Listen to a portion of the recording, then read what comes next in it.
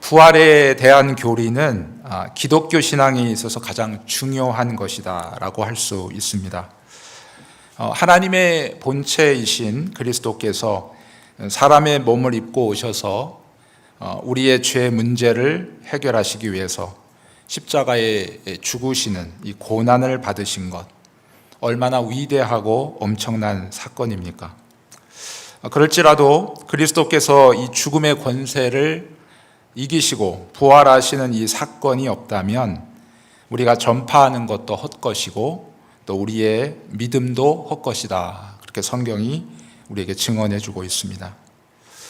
여러분, 성도가 부활할 수 있다라고 하는 근거는 어디에서 찾을 수 있을까요?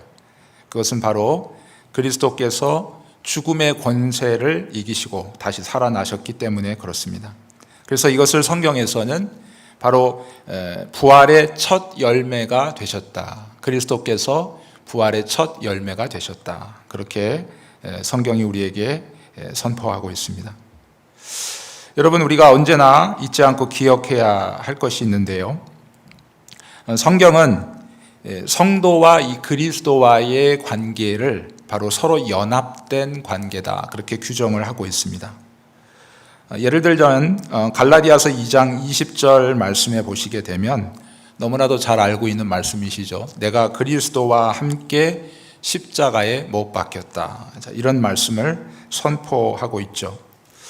여러분, 한번 생각해 보십시오. 내가 2000년 전에 유대 땅으로 돌아가서 예수님과 함께 마치 양편 강도의 강도처럼 그렇게 예수님과 함께 십자가에 못 박히지는 않았지만 바로 그리스도와 성도인 내가 연합되어졌기 때문에 바로 성경은 뭐라고 얘기하고 있냐면 나도 그리스도와 함께 십자가에 못 박혔다. 그렇게 선포하고 있습니다.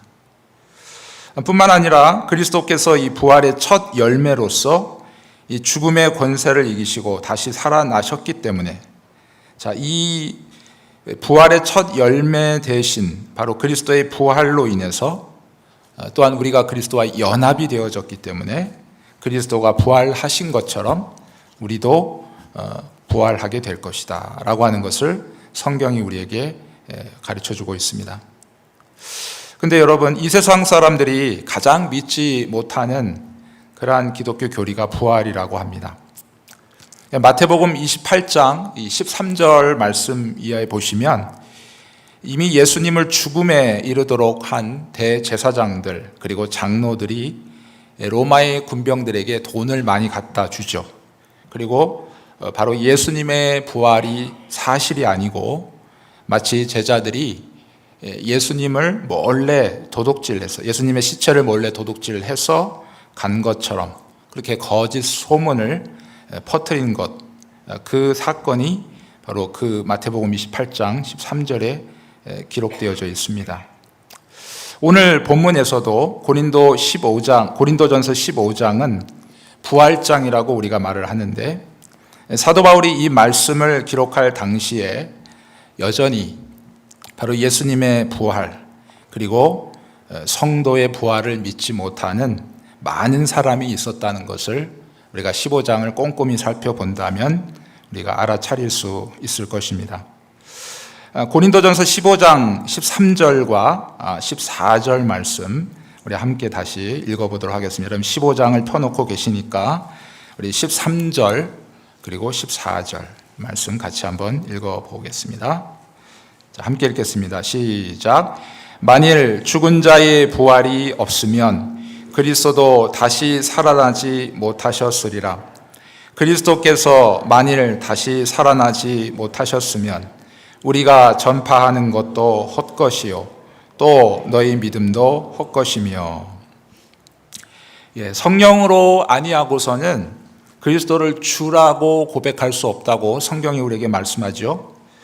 자, 성경의 모든 말씀이 바로 성령께서 저와 여러분에게 믿음이라고 하는 그러한 선물을 주셨기 때문에 그 하나님의 말씀이 여러분 이해될 수 있고 그리고 깨달아질 수 있고 그리고 믿어질 수 있다 하는 사실입니다. 특별히 부활에 관한 교리는 더욱 그러하다 하는 것이죠. 그런데 여러분, 상식적으로도 한번 생각해 보십시오. 왜 사람들이 부활 교리를 믿지 못할까?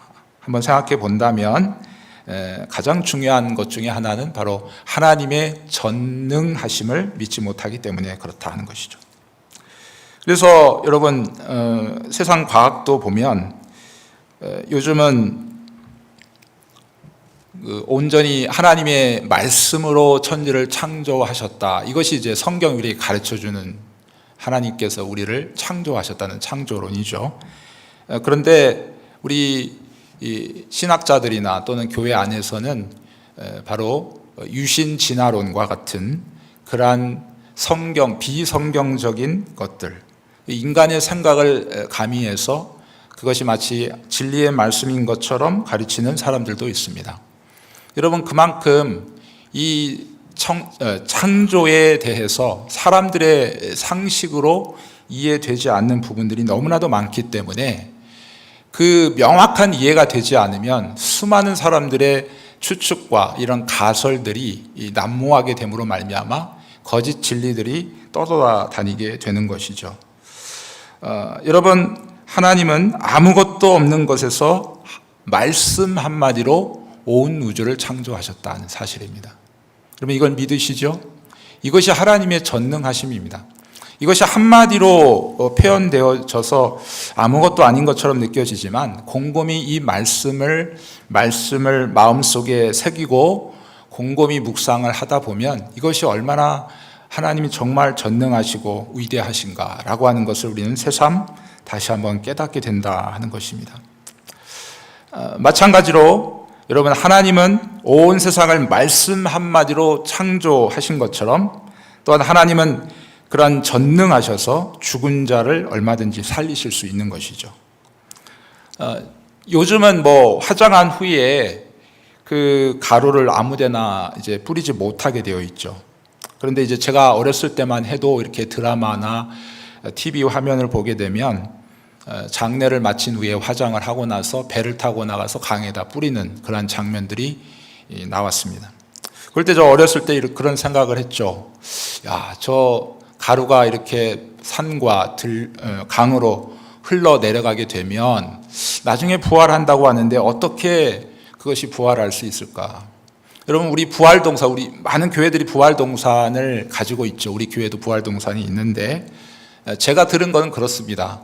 부활동산을 왜 교회들이 만들까? 근데 많은 오랫동안 함께 신앙생활에 왔던 그러한 믿음의 성도들이 한 자리에 있어서 주님 재림하실 때 다시 부활하게 될 때 함께 온 성도가 함께 옆에서 부활했으면 좋겠다, 이런 어떤 소망을 가지고 그래서 부활동산을 만든다는 그런 얘기를 제가 들은 적이 있습니다. 근데 어쨌든 이 화장한 후에 이 가루를 뿌리게 되면 그러면 다 사라져 없어질 것이 아닌가? 그럼 어떻게 부활할 것인가? 이런 생각들을 할 수가 있죠. 그러나 하나님의 그 전능하심은 우리의 상상을 훨씬 더 능가하죠. 하나님의 전능하심은 우리의 생각과 비교할 수 없을 만큼 크고 위대하시다는 것입니다. 성경에서 우리가 그것을 쉽게 찾아볼 수 있습니다. 제가 이 에스겔서 37장은 이렇게 여러 번 읽다 보니까 이 사건은 환상 중에 일어난 것인가? 이렇게 은연중에 생각을 했습니다. 그래서 이번 설교를 준비하면서 다시 본문을 읽었는데 그것은 환상 중에 일어난 것이 아니죠. 에스겔서 37장 1절을 보게 되면 하나님께서 에스겔을 실제적으로 시청각 교육을 하신 겁니다. 그래서 에스겔에게 하나님께서 말씀을 하시도록 하신 겁니다. 그래서 뼈들에게 하나님의 말씀이 선포되어지게 될 때 그 뼈들이 서로 연결되고 또 그 뼈에 힘줄이 생기고 그리고 살이 오르고 그 위에 가죽이 덮이고 살아나서 극히 큰 군대가 되어졌다라고 하는 이 사건을 에스겔이 친히 두 눈으로 목도한 것입니다. 여러분, 하나님의 전능하심은 바로 인간의 몸이 비록 티끌과 재로 변해서 제가 어렸을 때 생각했던 것처럼 영원히 사라져 버려서 더 이상 부활이 불가능한 것 아닌가라고 생각할지 모르겠지만, 그러나 그렇지 않고 각각의 입자들을 사방에서 부르시고 그리고 영혼과 몸이 하나 되게 하심으로 죽음으로부터 우리를 완전하게 다시 살리신다라고 하는 이 사실, 이것이 바로 성경이 우리에게 가르쳐주는 부활에 대한 참 진리다라고 하는 사실입니다. 자, 그렇다면 누가 이와 같이 다시 살리심을 받을까요? 두 부류로 나눌 수 있습니다. 첫 번째는 그리스도께서 재림하실 때 이 땅에 살아남아 있는 모든 사람들이죠. 신자나 불신자나 상관없이 모든 사람들, 이 땅에 그리스도께서 재림하실 그때에 살아남아 있는 사람들도 부활하게 되는데, 자, 근데 사실은 그들은 살아있기 때문에 부활이라는 단어를 사용하기보다 오히려 전혀 다른 몸을 입게 될 것이다 라는 표현을 사용하는 것이 낫겠습니다. 자, 고린도전서 15장 51절 말씀 한번 같이 읽어보도록 하겠습니다. 15장을 펴놓고 계시니까 51절 말씀 같이 한번 읽어보도록 하겠습니다. 51절 시작. 보라, 내가 너희에게 비밀을 말하노니 우리가 다 잠잘 것이 아니요 마지막 나팔에 순식간에 홀연히 다 변화되리니. 아멘. 자, 이 말씀 속에서 예수께서 재림하실 때에 잠자지 아니한 사람이 있다 하는 것이죠. 자, 성경에서 잠을 잔다라는 표현은 곧 죽은 자를 말하고 있습니다. 죽은 자는 잠자는 자라고 그렇게 표현을 하고 있는 것이죠. 그런데 우리들 중에 모두가 다 잠을 자지 않는다는 것이죠. 그러니까 제가 말씀드린 것처럼 그리스도께서 재림하시게 될 때 살아남아 있는 사람들, 자, 그 사람들은 어떻게 될 것인가? 마지막 나팔, 바로 그 그리스도의 재림의 때죠. 그때의 순식간에 홀연히 우리의 육체가 변화되어진다 하는 사실입니다. 영원을, 지금 우리의 육체는 유한한 육체예요. 그래서 죄에 민감하고 범죄할 수밖에 없는 연약한 육체, 그리고 생물적으로도 굉장히 질병에 노출되어져 있고, 언제든지 우리의 육체는 정말 바람처럼 날아가 버릴 그러한 유한한 육체다 하는 것입니다. 그러나 바로 주께서 재림하실 그때에는 영원을 살 수 있는 육체로 변화되어진다. 이것이 우리에게 가르쳐주는 하나님의 말씀이다 하는 것입니다. 자, 두 번째, 첫 번째는 이 세상에 있는 모든 사람들이 변화된다는 것이죠. 그들은 살아있기 때문에 죽음이나 부활의 과정을 거칠 필요가 없겠죠. 살아있을 때 주님을 만나면 그들의 육체가 영원을 살 수 있는 육체로 변화되어진다. 자, 두 번째는 바로 이 땅에 살다가 죽은 모든 사람들. 자, 그 사람들이야말로 다시 이제 부활하게 되겠죠. 이것도 역시 신자나 불신자 마찬가지로 다 해당이 되죠. 심지어는 우리 기독교 생명윤리에서는 난자와 정자가 만나서 이어진 생명체도 하나님 앞에 한 인격체라고 보기 때문에, 여러분, 그래서 어머니의 뱃속에 있지만 아직 태어나보지 못하고 마치 그 어머니의 뱃속에서 죽은 그러한 태아들까지도 다 그때 부활하게 될 것이다 하는 것입니다. 자, 사도행전 24장 15절 말씀해 보게 되면 사도 바울이 총독 벨릭스라고 하는 사람에게 하나님의 말씀, 복음에 대해서 변론하는 가운데 이렇게 얘기하고 있죠. 바로 나도 하나님께 향한 소망이 있다. 자, 그것이 뭐냐면 곧 의인과 악인이 부활하는 것이다 그랬습니다. 그래서 여기서의 의인이라 함은 바로 성경에서 의인이라고 했을 때는 어떤 선한 일, 착한 일을 한 것이라기보다는 그것은 예수를 믿고 구원 얻은 자들, 그것을 의인이라고 얘기하고, 자, 악한 자들은 살인이나 어떤 큰 죄를 범한 자들이 아니라 예수를 믿지 않은 자들을 악인이라고 얘기하죠. 그래서 예수님을 믿은 의인이나 예수님을 믿지 않은 불신자들, 악인이나 모두가 다 이 부활에 참여할 것을 바로 사도 바울이 이렇게 우리에게 가르쳐 주고 있습니다. 자, 우리가 여기서 이제 부활에 대해서 우리가 생각하면서 우리가 또 잊지 말고 기억해야 될 것은 부활의 본질은 우리의 몸에 있다는 사실입니다. 자, 사람이 죽어서 그 몸은 이 땅에서 썩게 마련입니다. 하지만 오늘 본문 15장 53절 말씀에서 보듯이 이 썩을 것이 반드시 썩지 아니할 것을 입겠고 이 죽을 것이 죽지 아니함을 입으리로다. 그렇게 말씀하고 있죠. 자, 썩을 것이 썩지 않고 그리고 죽을 것이 죽지 아니함을 입는 이것, 바로 예수께서 재림하실 때 모든 사람들이 경험하게 될 부활이다 하는 사실입니다.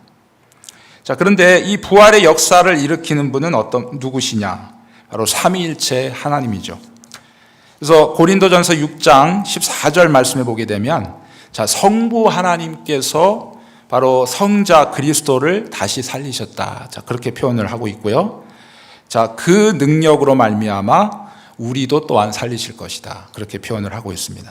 그러니까 이것은 자, 고린도전서 6장 14절에서는 바로 성부 하나님께서 성자 예수를 살리시고 그리고 그 예수를 믿는 모든 성도들을 살리신다 하는 것이고, 그 다음에 요한복음 5장 28절 말씀에 보게 되면 무덤 속에 있는 자가 다 그의 음성을 들을 때가 온다 하는 것이죠. 이것은 예수님께서 바로 그 자신이 죽은 자를 향하여 이것은 나사로가 다시 살아나오는 것을 우리가 기억하시면 되겠습니다. 나사로가 이미 죽어서 나흘이나 됐고 냄새가 난 그런 상황이었는데 바로 예수께서 나사로야 나오너라 라고 외치실 때에 배로 동인 채로 그가 서서 앞에 나왔더라. 예수께서, 성자 예수께서도 바로 죽은 자를 살리실 수 있는 그 하나님이심을, 그 능력을 갖고 계심을 우리에게 가르쳐 주고 있는 것이죠. 또한 로마서 8장 11절 말씀에서는 바로 예수를 죽은 자 가운데서 살리신 이의 영. 자, 영이라고 했죠. 아까 예수를 누가 살리셨습니까? 성부 하나님도 살리셨지만 바로 예수를 살리신 분은 또한 성령님이시다. 자, 이 성령님은 어떤 분이신가? 너희 안에 거하시는 영이죠. 그리고 그의 영, 바로 그리스도의 영이라고 했을 때 바로 이 성령님이 또한 우리의 죽을 몸도 다시 살려주게 되실 것이다. 그래서 이 구원받은 자들에게 바로 다시 살리시고 우리에게 부활하게 하시는 놀라운 일들을 하시는 분은 바로 삼위일체 하나님께서 이 일들을 행하시게 될 것이다 하는 것입니다. 자, 이제 성도들이 맞이할 부활이 어떤 것인지 한번 살펴보려고 하는데요. 자, 불신자들도 부활을 합니다. 근데 그들은 심판을 받고 영원한 멸망에 이르기 위해서 부활을 하죠. 이와는 달리 성도의 부활은 바로 하나님 나라의 모든 것, 하나님 나라를 상속받으며 그리고 주님과 함께 영원토록 왕노릇하는 바로 그리스도의 영광의 몸을 덧입는 그러한 영광스러운 부활을 맞이하게 될 것이다 하는 것입니다. 자, 이 부활할 때에 성도가 덧입게 되는 몸은 바로 썩지 않을 몸이다 하는 것이죠. 자, 오늘 본문으로 함께 읽었던 15장 42절 말씀을 함께 같이 다시 한번 읽어보도록 하겠습니다. 42절 말씀 같이 읽겠습니다. 시작. 죽은 자의 부활도 그와 같으니 썩을 것으로 심고 썩지 아니할 것으로 다시 살아나며. 아멘. 자, 이 땅에서는 성도의 몸도 죽으면 썩죠. 사실 우리의 육체가 원래 하나님께서 우리를 만드실 때는 온전한 존재, 하나님을 닮은 존재로 만들어 주셨지만 우리의 범죄함으로 인해서 이제는 우리의 육체는 썩게 되어져 있어요. 그러니까 썩은 것으로 심었다면 당연히 썩은 것으로 거두어야 되는 것이 마땅하죠. 그러나 성도의 부활에 있어서는 그렇지 않다는 것이죠. 썩은 것으로 심었지만 썩지 아니할 것으로 다시 살아나게 되는 이 놀라운 역사가 바로 성도의 부활이다 하는 것입니다. 결국 이 말씀은 부활의 날에는 전혀 썩지 않을 몸을 입게 된다. 그래서 아프지도 또 죽지도 병들지도 않는, 또 지치거나 피곤해할 필요도 없는 그러한 온전한 몸을 입게 된다 하는 것을 우리가 기억해야 하겠습니다. 또한 성도가 부활할 때 덧입게 되는 몸은 영화로운 몸이다 하는 것이죠. 자, 15장 43절 말씀도 함께 읽어보겠습니다. 43절입니다. 시작. 욕된 것으로 심고 영광스러운 것으로 다시 살아나며 약한 것으로 심고 강한 것으로 다시 살아나며. 자, 앞에 42절에서도 썩을 것, 또 43절에서 욕된 것, 또 약한 것. 자, 이 모든 것들은 바로 범죄한 저와 여러분들, 예수를 믿었다 할지라도 여전히 우리가 갖고 있는 연약함을 의미한다고 할 수 있겠죠. 자, 특별히 43절에서는 바로 성도가 부활할 때 영화로운 몸을 입게 된다 하는 것이죠. 이 땅에서는 사람들은 주로 외모로 그 사람의 가치를 규정하고 또 판단을 하게 되죠. 또 몸의 질병이나 장애로 인해서 고통을 당하기도 합니다. 그러나 부활의 날에는 이러한 장애나 기형이 전혀 없을 것이다. 그날에는 바로 노년의 이삭처럼 더 이상 눈이 멀지 않고, 또 야복 강가에서의 야곱처럼 다시는 다리를 절지 않을 것이고, 또 레아의 눈처럼 더 이상 총기 없는 눈이 아니고, 또 무비보셋처럼 다리를 절지 않게 될 것이다 하는 것입니다. 또한 우리가 부활할 때 영화로운 몸을 입는다라는 의미에서 우리가 생각할 수 있는 부분들은, 우리가 그 부활할 때에는 죄와 상관없는 존재로 다시 우리가 부활하게 될 것이다 하는 것이죠. 그래서 이 땅에서는 우리가 끊임없이 죄와 싸우는, 그래서 영적인 이 싸움을 해야만 하는 그러한 우리의 모습이죠. 그것이 우리의 삶의 현실이고 우리가 해야 될 모습인데, 그러나 부활의 날에는 이제는 죄를 하나도 짓지 않는, 정말 하나님과 삼위일체 하나님의 그 영광스러움을 온전히 닮아가는 그러한 영광스러운 몸이 될 것이다 하는 것을 우리에게 가르쳐 주고 있습니다. 자, 마지막으로 성도가 부활할 때 덧입게 되는 몸은 신령한 몸이다 하는 것입니다. 자, 15장 44절 말씀 함께 다시 읽어보도록 하겠습니다. 15장 44절입니다. 육의 몸으로 심고 신령한 몸으로 다시 살아나나니 육의 몸이 있은즉 또 영의 몸도 있느니라. 아멘. 자, 신령한 몸은 다른 말로 하면 바로 영적인 몸이다라고 할 수 있습니다. 자, 이 땅에 사는 동안에는 채소를 먹든 고기를 먹든 음료를 마시든 음식을 먹어야 생명을 유지할 수 있죠. 그것이 우리의 육의 몸입니다. 하지만 부활 때에는 이러한 음식이 필요 없게 된다 하는 것이죠. 음식이 없어도 배부르게 되고, 옷이 없어도 따뜻하고, 또 약이 없어도 건강한 몸이 된다 하는 것입니다. 자, 또한 신령한 몸, 이 영적인 몸이라는 의미는 바로 영과 같이 신속하고 또 민첩한 몸이 될 것이다 하는 것입니다. 자, 이 땅에서 우리의 몸은 우리 시간과 공간의 제약을 받으며 살아가죠. 또한 우리가 몸을 움직이는데 둔하고 또 무겁기도 합니다. 하지만 부활 때에는 바로 엘리야의 몸처럼 바로 공중으로 올라가는데 적합한 몸이 될 것이고, 또 하늘에서 땅으로 순식간에 왕래하는 천사들처럼 우리의 부활의 몸은 신속하고 민첩하게 될 것이다 하는 것입니다. 그래서 우리가 분명히 몸은 갖고 있지만 영적인 그러한 어떤 특성을 함께 동반하는 그러한 모습들이 또한 우리 부활한 우리 성도들의 부활의 몸속에서 나타나게 된다 하는 것을 성경이 우리에게 또 가르쳐 주고 있습니다. 자, 이렇게 성도에게 이루어지는 부활은 바로 그리스도의 재림의 때에 이루어지게 되고, 바로 그리스도의 재림과 함께 그리스도께서 최후 심판장이 되어 주셔서 최후의 심판이 남아있게 되죠. 자, 그리스도의 재림이 이루어지고 최후의 심판이 있기 전에 바로 천사들을 통해서 성도들을 사방에서 모으시는 일을 또한 하시죠. 그래서 마태복음 24장 31절 말씀을 보게 되면, 자, 큰 나팔 소리가 난다. 이제 바로 그리스도의 재림의 때를 말하게 되겠죠. 그때 그리스도께서 바로 사방으로 천사를 보내서 온 세상에 흩어져 있는 바로 하나님의 택한 백성들을 사방에서 모으시겠다. 자, 그렇게 기록하고 있습니다. 자, 그리스도의 재림이 이루어지고 또 모든 죽은 자들이 부활하게 될 때 바로 모든 사람들이 그리스도의 심판대 앞에 서게 될 것입니다. 자, 악인들은 바로 그들이 행한 대로 심판을 받게 되겠죠. 영원한 지옥의 판결을 피할 수 없습니다. 그러나 성도들은 바로 그들의 주시요 심판자이신 바로 예수 그리스도로 말미암아 바로 그 성도들이 심판자 대신 그리스도께 속한 자임을 바로 그리스도께서 친히 선포해 주시고 인정해 주신다 하는 사실입니다.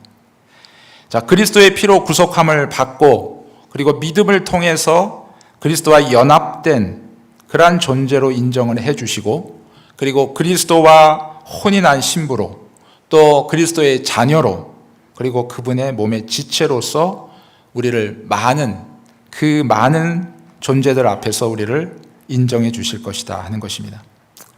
심판의 날에 심판주이신 그리스도께서는 바로 성부 하나님 앞에서 또 아담과 그 이후에 태어난 모든 사람들 앞에서 또 모든 천사 앞에서 또 마귀와 멸망당할 모든 것들 앞에서 성도 한 사람 한 사람의 이름을 불러가면서 바로 이는 그리스도의 신부요 바로 하나님의 자녀요 바로 그리스도의 지체라고 모든 사람들 앞에서 공개적으로 선포하시며 인정해 주실 것이다 하는 사실이죠. 사실 이 땅에 사는 동안 우리가 예수를 믿는 즉시로 그리스도의 공로로 우리가 죄사함의 은총을 받고 또 율법의 정죄로부터 우리가 자유함을 얻었죠. 그러나 그 심판의 자리에서 바로 심판자 되신 그리스도께서 천사들과 모든 정말 사람들 앞에서 우리 한 사람 한 사람을 바로 그리스도의 피로 구속함을 받은 바로 하나님께 속한 자요 하나님의 자녀요 그리스도의 신부요 그리스도의 지체라고 선언해 주시는 것입니다. 자, 이렇게 그리스도께서 우리를 인정해 주시고 우리를 모든 사람들 앞에서 하나님께 속한 자라고 선포해 주시는 이유는 무엇일까요? 바로 이 땅에서 하나님의 자녀라는 이유로 당했던 갖은 욕설 그리고 비방 등으로 누명을 쓰고 또 비천한 데 처할 때가 많이 있었는데 자, 이 모든 수치와 핍박을 바로 그리스도의 의로운 손으로 친히 없이해 주시고 그리고 그들의 수고를 알아주시며 그리고 은혜의 상급을 주시기 위함이다 하는 사실입니다. 뿐만 아니라 성도에게 남아있는 모든 의심과 두려움을 완전히 종식시키기 위함이죠. 그래서 이 세상에서 신앙생활을 하다 보면 성도라 할지라도 우리 자신이 바로 그리스도께 속한 사람인지 의문이 들 때가 참 많이 있습니다. 고난이 심하고 또 우리의 기도가 응답되지 않는 것처럼 느껴질 때 하나님의 사랑이 끊어진 것은 아닌지 또 하나님이 나를 버리신 것은 아닌지 문득문득 의문이 들 때가 많이 있죠. 하지만 바로 주께서 재림하시는 그 날이 오게 되면 우리가 부활하게 되는 그 날이 오게 되면 이런 모든 의심이 사라지고 바로 주님께서 그들을 공개적으로 인정하심으로 바로 성도가 심판장 대신 그리스도에게 속해 있다는 것을 확실하게 모든 사람들 앞에서 인쳐 주신다는 사실입니다. 자, 이 모든 것이 바로 성도들에게 있어서는 가장 큰 기쁨이 될 것입니다. 심판장이신 그분이 우리를 자랑스러워하시고 그분의 피로 우리를 구속하셔서 바로 그분의 가족이요 자녀임을 자랑스럽게 심지어는 마귀와 사탄 그리고 멸망받을 자들 앞에서까지 선포해 주시니 성도들의 입장에서는 얼마나 큰 기쁨이고 그리고 영광이 되겠는가 하는 것이죠. 여러분, 그날에 성도들은 영생으로 들어가는 판결을 받고 또 영원한 하나님의 나라를 물려받는 일에 초청을 받게 될 것입니다. 자, 우리 한번 같이 찾아 읽어보도록 하겠습니다. 자, 마태복음 25장 34절 말씀입니다. 신약성경 44페이지입니다.